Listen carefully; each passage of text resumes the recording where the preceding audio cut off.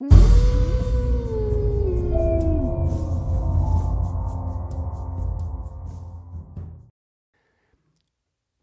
evening, everybody. Welcome to the first episode of Spirits and Ghost Stories. I'm your host, Thomas Ahrens, and I'm Carly Bird. we are in this podcast. We're going to be just basically trying to drink fancy drinks, wine to spirits to beer, and tell fun, spooky stories to each other. Try to scare each other. This is something I've always wanted to do, and we're going to see how this works. This is the pilot episode. How are you doing tonight, Carly?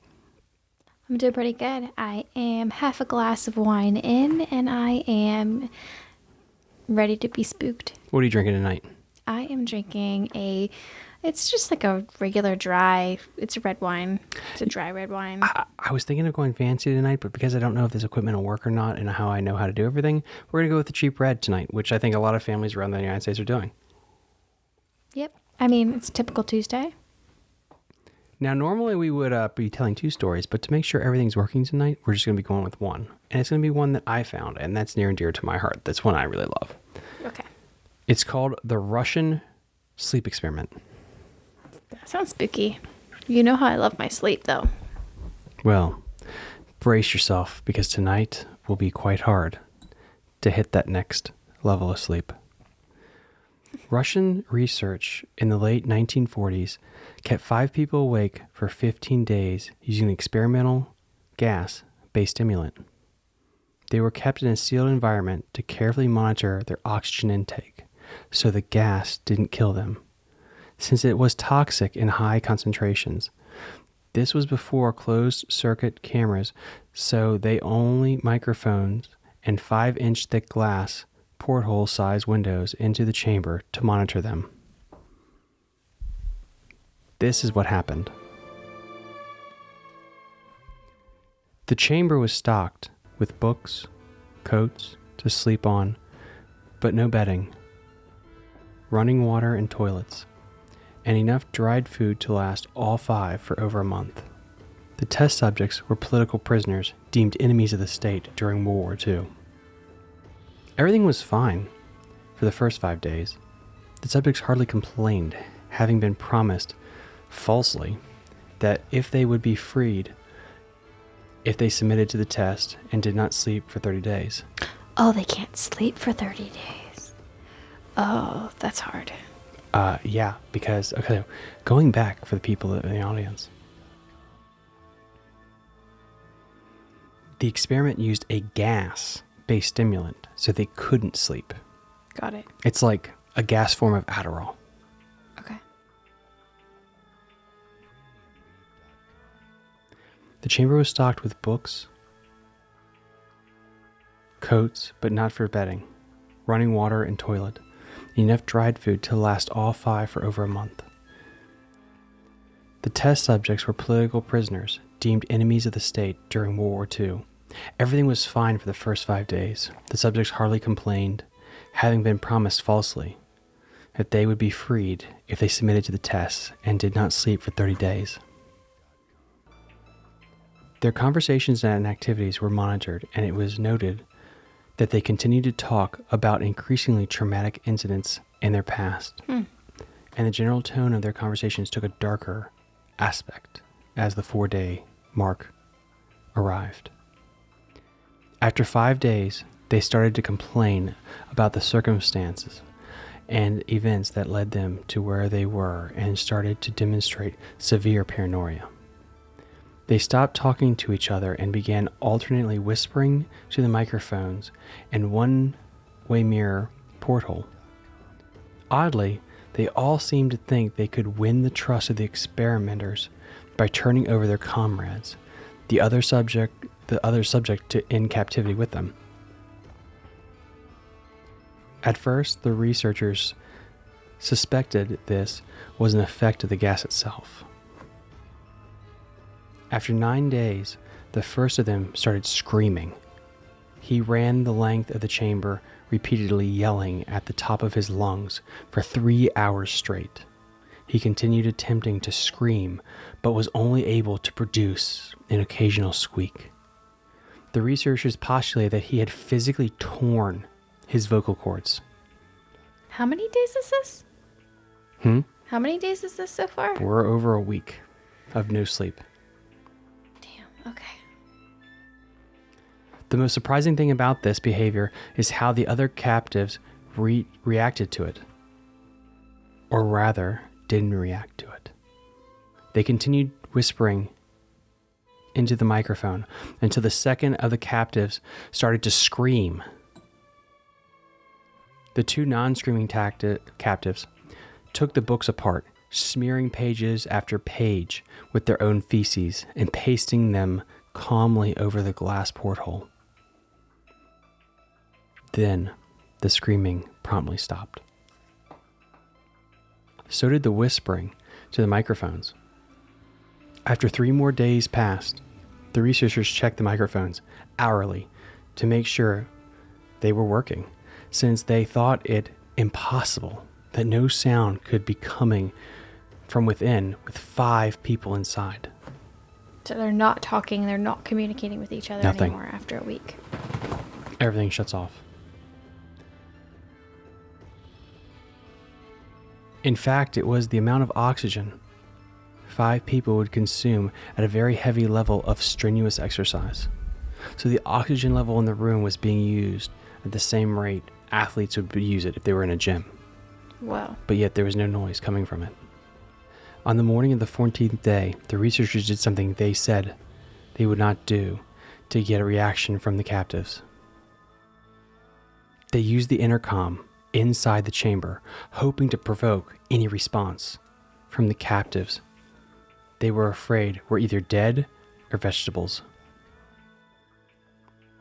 The scientists announced, "We are opening the chamber to test the microphones. Step away from the door and lie flat on the floor or we will shoot. Compliance will earn one of you your immediate freedom." Ooh. That was good. That was smart of them to kind of offer freedom to somebody. Because that way that they would comply. Otherwise, they'd all 5 be like, "I'm out. Peace out. I'm not doing this anymore." To their surprise, they heard a single phrase in a calm voice respond, "We no longer want to be freed."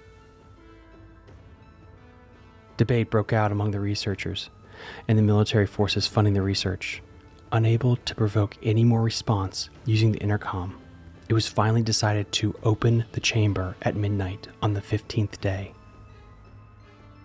The chamber was flushed of the stimulant gas and filled with fresh air. And immediately, voices from the microphones began to object. 3 different voices began to beg, plead for the life of loved ones to turn the gas back on. The chamber opened and soldiers were sent in to retrieve the test subjects.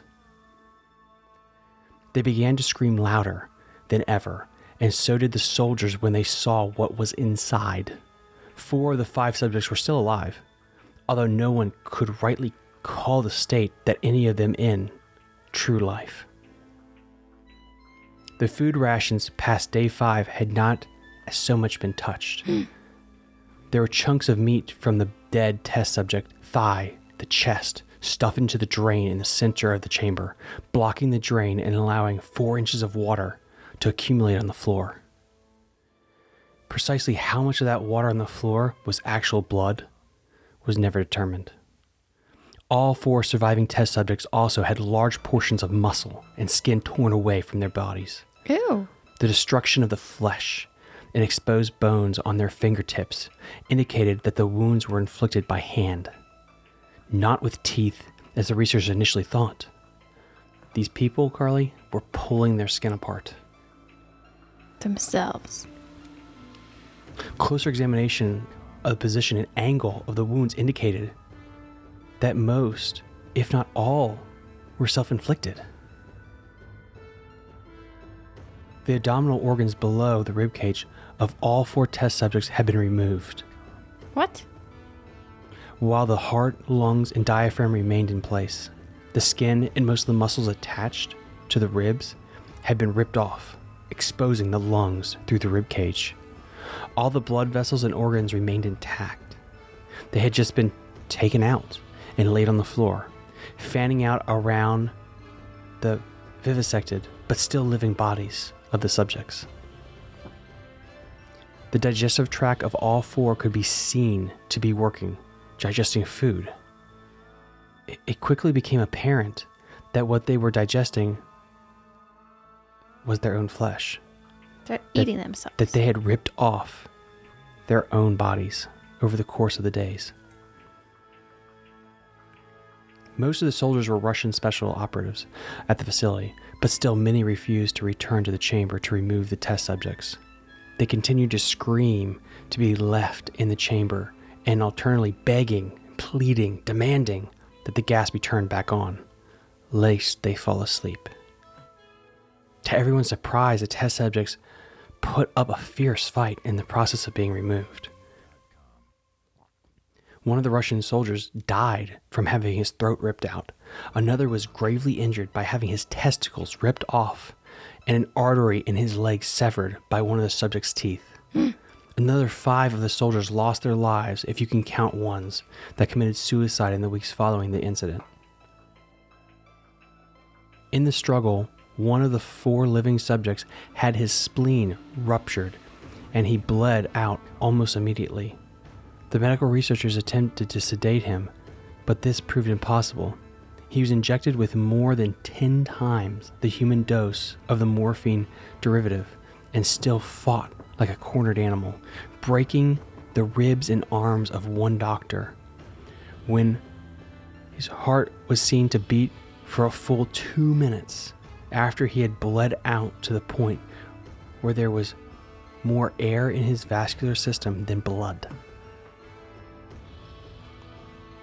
Even after his heart stopped, he continued to scream and flare for another 3 minutes, struggling to attack anyone in reach and just repeating the words, more, over and over, weaker and weaker, until he finally fell silent. The surviving 3 test subjects were heavily restrained and moved to a medical facility. The 2 with intact vocal cords continually begging for the gas, demanding to be kept awake. The most injured of the 3 was taken to the only surgical operating room that the facility had. In the process of preparing the subject to have his organs placed back within his body, it was found that he was effectively immune to the sedatives they had given him to prepare him for the surgery. He fought furiously against his restraints. When the anesthetic gas was brought out to put him under, he managed to tear most of the way through a 4-inch wide leather strap on his one wrist. Even though the weight of a 200-pound soldier holding that wrist as well, it was not enough. How are they all of a sudden superhuman without sleep? It's freaking insane. And this is why I'm telling you, sleep is not important. It's really not. It is. It is weakness leaving the body. It took only a little more anesthetic gas than normal to put him under. And the instant his eyelids fluttered and closed, his heart stopped. In the autopsy of the test subject that died on the operating table, it was found that his blood had tripled the normal level of oxygen. His muscles that were still attached to his skeleton were badly torn, and he had broken 9 bones in his struggle to not be subdued. Most of them were from the force of his own muscles exerting on the bone itself. The second survivor had been the first of the group of 5 to start screaming. His vocal cords destroyed. He was unable to beg or object to surgery, and he only reacted by shaking his head violently in disapproval when the anesthetic gas, anesthesiating gas, the sleeping gas, the fucking sleeping gas, was brought near him. Anesthesia? Anesthesia, basically, yeah. He shook his head, yes, when someone suggested reluctantly they try the surgery without anesthetic, and did not react for the entire 6-hour procedure of replacing his abdominal organs and attempting to cover them with what remained of his skin. The surgeon presiding stated repeatedly that it should be medically impossible for this patient to still be alive. One terrified nurse assisting the surgeon stated that she had seen the patient's mouth curl into a smile several times whenever his eyes met hers. I think he's trying to hit on her. That is a thing. Okay. That's awkward. That is. While his body is like... You know what? He still has it. Though if he could pick up a date in this state, he really needs to has it. He needs to do a seminar if he picks up a chick like this. That would be freaking insane. Yep. When the surgery ended, the subject looked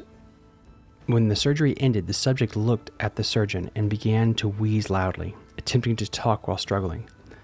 Assuming this must be something of drastic importance, the surgeon had a pen and a pad fetched, so the patient could write his message. It was simply,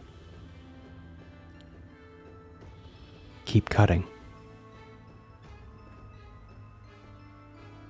The other two test subjects were given the same surgery, both without anesthetics as well. Although they had to be injected with a paralyzing agent for the duration of the operation, the surgeon found it impossible to perform the operation while the patients laughed continuously. Once paralyzed, the subject could only follow the attending researchers with their eyes. The paralytic cleared their system in the abnormally short period of time. Let me try to say this sentence again. The paralytic cleared their system in an abnormally short period of time, and they were soon trying to escape their bonds. The moment they could speak, they were again asking for the stimulant gas to be turned back on. The researchers tried asking why they had injured themselves, why they had ripped out their own guts, and why they wanted to be given the gas again. Only one response was given: "We must remain awake." All three subjects' restraints were reinforced, and they were placed back into the chamber, awaiting determination as to what should be done with them. The researchers, facing the wrath of their military benefactors for having failed the stated goals of their objective or their experiment, considered euthanizing the surviving subjects. The commanding officer, an ex-KGB, instead saw potential and wanted to see what would happen if they were put back on the gas. The researchers strongly objected, but were overruled. In preparation for being sealed in the chamber again, the subjects were connected to an EEG monitor and had their restraints padded for long-term confinement. So they're going to test these monkeys right back up and say, "Hey guys, guess what? You're going right back in." You're going right back in, and also Godspeed. You're not going to be allowed to tear your flesh apart anymore. So yeah, let's see how you handle it now. Yeah, good luck with that. You can't move. You can't sleep. Boy, this is getting to you. You're like, "Oh shit, this is miserable." To everyone's surprise, all three stopped struggling the moment it was let slip that they were going back on the gas. So as soon as they knew they were going to go back in the gas chamber, they're like, cool, we're good. It was obvious that at this point, all three were putting up a strong struggle to stay awake. One of the subjects that could speak was humming loudly and continuously. The mute subject was straining his legs against the leather bonds with all his might. Left, then right, then left again, for something to focus on. The remaining subjects were holding his head off the pillow and blinking rapidly. Having been first to be wired for EEG, most of the researchers were monitoring his brain waves in surprise. They were normally most of the time, but sometimes, flatlined inexplicably. It looked as if he were repeatedly suffering from brain damage or brain death before returning to normal. As they focused on paper scrolling out of the brainwave monitor, only one nurse saw his eyes slip shut at the same moment his head hit the pillow. His brainwaves immediately changed to that of deep sleep, then flatlining for the last time as his heart simultaneously stopped. So when they sleep, now they die. The only remaining subject that could speak started screaming to be sealed now. Back in the chamber. His brainwaves showed the same flat line as one who had just died from falling asleep. The commanders gave the order to seal the chamber with both subjects inside, as well as 3 researchers. One of the named 3 immediately drew his gun and shot the commander point blank between the eyes, then turned the gun on the muted subject and blew his brains out as well. He pointed his gun at the remaining subjects, still restrained to the bed, as the remaining members of the medical and research team fled the room. "I won't be locked in here with these things. Not with you," he screamed at the man strapped to the table. "What the hell are you?" he deemed. "I must know." The subject smiled. "Have you forgotten so easily?" the subject asked. "We are you. We are madness that lurks within you all, begging to be freed.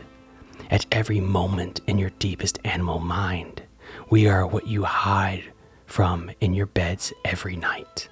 We are what you sedate into silence and paralyze when you go to the nocturnal haven where we cannot tread." The researcher paused, then aimed at the subject's heart and fired. The brainwaves flatlined as the subject weakly choked out, "So nearly free." And that is the story of the Russian sleep experiment. That doesn't make sense, Tom. You don't get stronger with less sleep. This has been a Carly Bird institution into. But also, I would really like to know, like, what gas they're talking about. Is That this like some kind of It's basically drug that they're giving that basically everybody's addicted to at this point? basically like Adderall gas. I think Right. like it's to get them high as fuck. Right, but you can get addicted on Adderall too. So basically, it's a drug that they're now addicted to, and it's a drug that keeps them awake. It keeps them awake. Well, I mean, if this was true, holy shit. So first off, if you are a military, pros and cons. 1, it works. You stay awake. You definitely stay awake. There are some side effects, such as your soldiers are going to tear themselves apart. The negative is, it would be the negative. The positive is, you are extremely strong. I mean, Ow. hello? It's fine. No, you broke it. What? The end. What are you talking about? You broke it. What do you mean? Carly, I no longer hear my voice. Okay, we'll just pop it back in. That's not how this... I'm in. I can hear everything perfectly fine. Well, I can't. You just fidget a lot. So speaking of Adderall, one person that needs it, I can tell. Sorry about that, folks. She's fiddling with stuff over there. Sorry, I just cannot. It's literally right in front of my face. I know, but like I said, this is a test, and we will figure it out next time. We're trying. I am doing the best I can, by the way, guys. I'm the one basically doing everything with this, but we're getting there. By the way, what are your final thoughts on this? That was a really creepy story, and I think you did a really good job of picking it out. I was definitely pretty freaked out by it. It's a good one. I really liked it. I don't know. There's something about it that's just really creepy because it's like, what happens when you don't sleep? Like the idea, like Nightmare on Elm Street with Freddy Krueger. You know, it's a big time Halloween movie. Mm-hmm. I don't think I've shown you that yet, but we're actually going to do live stream movie reactions with Carly and me, where I show Carly a bunch of movies just to see what she thinks. She's never watched TV really before, so this will be fun to kind of I get haven't watched a lot of movies. Yeah. I'm really uncultured. But that's going to be fun to show her some of this stuff. But anyway, I'm kind of divulging the point here. This idea of like, you can die in your dreams was what Freddy Krueger and the Nightmare on Elm Street did. Okay. This really delved into the idea of like how important sleep is to us and like how hard it is to actually sleep. I think based on my little research, you can't technically die without sleep. You're not going to die, but the fact is like you can't actually function either. And one big, and I could be misturned. Please let me know if I'm wrong. one big torture nowadays that militaries use and governments is sleep deprivation. They don't even torture you by tearing your flesh or waterboard you as much anymore. It's just they make sure you don't sleep because it is such a psychological destroyer of humans. And so it's interesting to see this thing where like, okay, what if they gave you something where you never slept? Yeah. Well, obviously, according to that story, you just start tearing your guts out. Yeah. So that's a thing. That's the thing that can happen. Anyway, guys, again, this is episode 1. This is our pilot episode. We are going to make small adjustments. We want as much feedback and criticism as humanly possible. And also, if anyone could help me find like good places for stories and haunted stuff, that would be great. I'm going to have a link to the episode description on YouTube and Apple Podcasts. Also, our email, SpiritsandGhostStories.com, will be available by the end of the week, hopefully. I'm still getting that set up with Gmail. Gmail. SpiritsandGhostStories@gmail.com. At gmail.com. That should be available by the end of the week. That way, I would love people to just give us criticisms, but also, again, to send us different stories that you think would be fun to tell. And also drink ideas. We're hopefully to try to do different... all the recipes. Yes. Everyone's favorite. We're going to be posting our favorite drink recipes as well with every episode description. Especially as we get closer to Halloween, we're going to have some fun with that. But anyway, thank you very much, guys. I hope you had fun, and we'll see you in the next episode. Peace out.